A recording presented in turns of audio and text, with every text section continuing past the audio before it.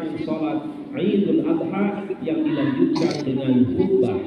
Dan kemudian insya Allah kita juga akan melaksanakan salah satu sunnah Rasulullah SAW yang merupakan ibadah utama, yaitu melaksanakan penyembelihan hewan kurban.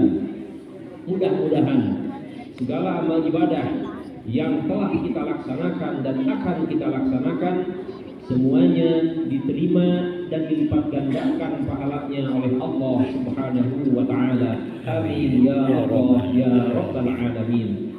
Salawat dan salam semoga senantiasa tercurah limpah kepada panutan kita semua, Nabi akhir zaman yang tidak akan pernah ada nabi lagi setelah beliau, khatamun nabiyyin, Nabi Muhammad sallallahu alaihi wasallam.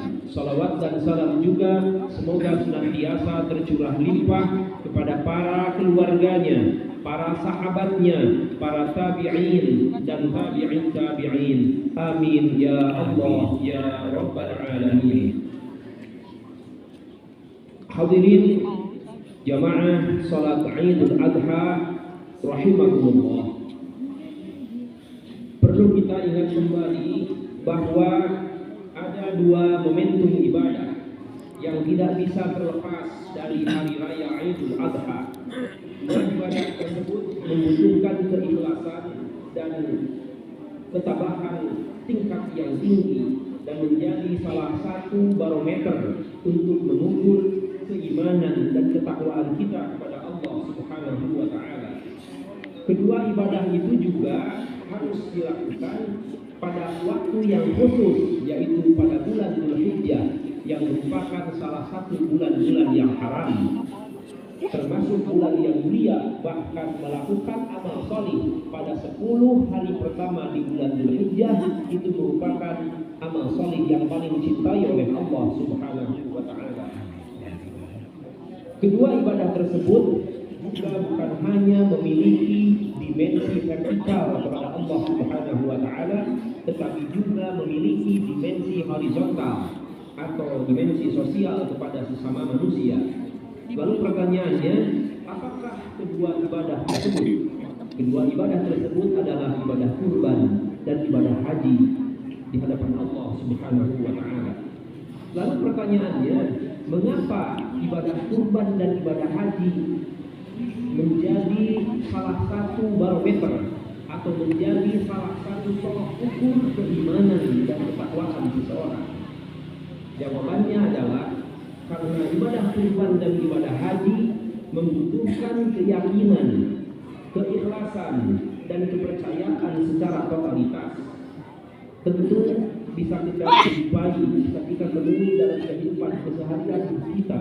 Mungkin ada di sekitar kita orang yang secara materi dia berlimpah harta, tetapi belum tertarik hatinya untuk melakukan ibadah kurban atau juga ibadah haji.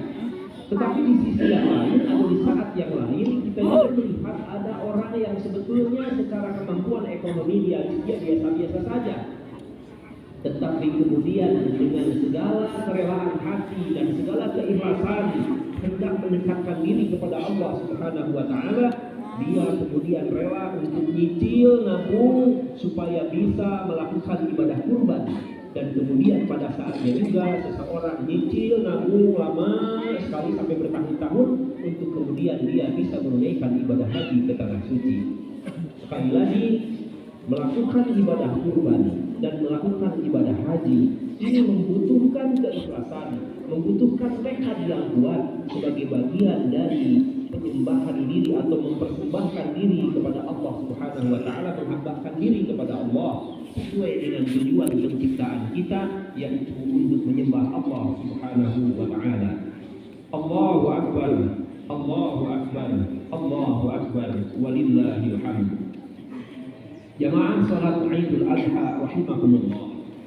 Berkaitan tentang perintah berkurban, ada satu hal yang menarik untuk kita cermati, bahwa kalau di Al-Quran disebutkan bahwa sejarah pertama kali kurban itu adalah dilakukan oleh pada masa Adam alaihi salam, yaitu Qabil dengan Habil, yang kemudian mempersembahkan kurban diperintahkan oleh Allah Subhanahu wa taala, dan kemudian sejarah mencatat bahwa yang diterima adalah ibadahnya Habil karena mempersembahkan yang terbaik, sementara ibadahnya Qabil tidak diterima oleh Allah Subhanahu wa taala karena mempersembahkan kurban yang sangat buruk, dan dia pun sambil menggerutu kemudian tidak ikhlas melakukannya.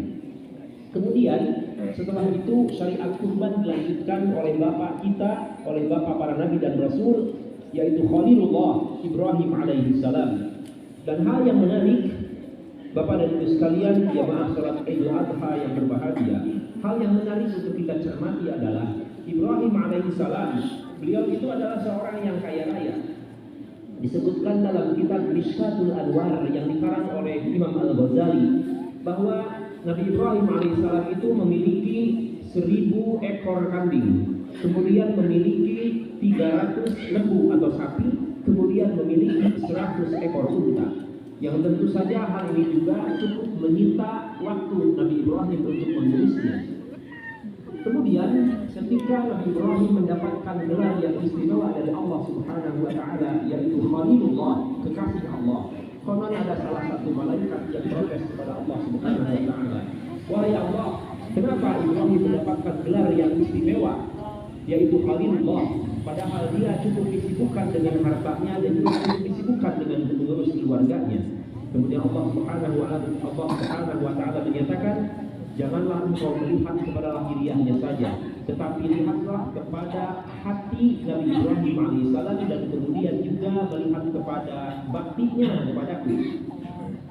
Dan satu saat ketika Nabi Ibrahim alaihissalam ditanya oleh seseorang, "Punya siapakah ternak yang banyak ini?" Tadi saya sampaikan 1000 kambing, kemudian 100 ekor, 300 ekor lembu, kemudian 100 ekor unta. Punya siapakah ini semua? Nabi Ibrahim alaihissalam kemudian menjawab, "Ini semua adalah milik Allah, dititipkan kepadaku. Satu saat jika Allah menghendaki untuk membawa semuanya, niscaya akan aku serahkan. Bahkan bukan hanya binatang ternak, bahkan jika nanti aku memiliki anak, kemudian Allah hendak mengambilnya, niscaya akan aku persembahkan." Begitu kata Nabi Ibrahim alaihissalam. Kemudian Allah Subhanahu wa taala menagih janji Nabi Ibrahim alaihissalam untuk menyebi keimanannya, yaitu datang perintah Allah Subhanahu wa taala untuk menyembelih putra yang sangat dicintainya, yang terus memohon kepada Allah, berdoa kepada Allah agar diberikan putra yang saleh.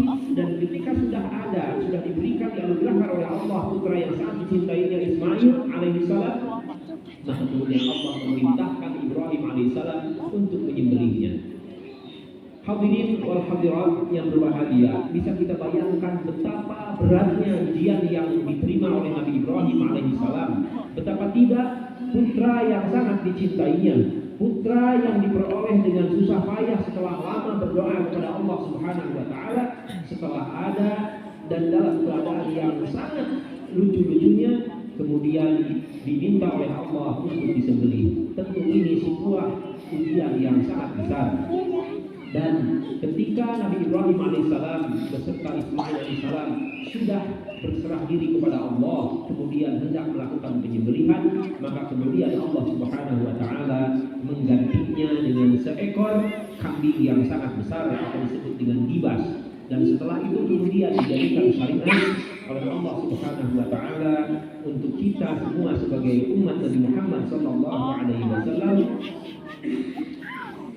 yaitu kita hendaknya melakukan ibadah kurban.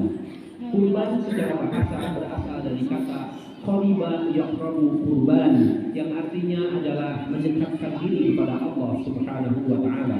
Oleh karena itu Imam Ibnu Qayyim Al-Jauziyah menyatakan bahwa definisi kurban adalah menyembelih seekor hewan kurban dengan tujuan mendekatkan diri kepada Allah Subhanahu wa taala. Tentang ibadah kurban ini, Allah Subhanahu wa taala menyatakan dalam Al-Qur'an yang ayatnya tadi saya baca, yaitu surah Al-Kautsar. A'udzu billahi minasy syaithanir rajim. Bismillahirrahmanirrahim.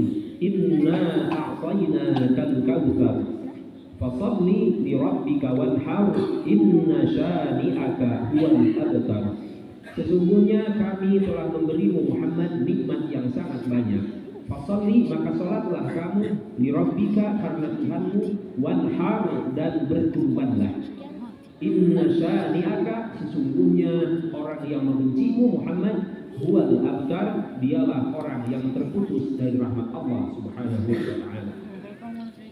Sekali lagi, ibadah kurban memerlukan tekad yang kuat, memerlukan keikhlasan kepada Allah Subhanahu wa ta'ala. Kenapa?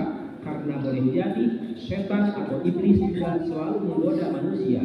Diiming-imingi bisa jadi dengan mengatakan bahwa kalau kamu melakukan kurban, bisa jadi harta kamu berkurang. Kalau kamu melaksanakan ibadah haji, harta kamu berkurang. Begitu seterusnya dibisikkan oleh iblis laknatullah alaihi. Tapi orang-orang yang memiliki ketaatan kepada Allah Subhanahu wa ta'ala, orang-orang yang senantiasa meningkatkan keimanan dan ketakwaan kepada Allah Subhanahu wa ta'ala, tentu saja dengan penuh keikhlasan, dengan penuh ketaatan kepada Allah, senantiasa akan melakukan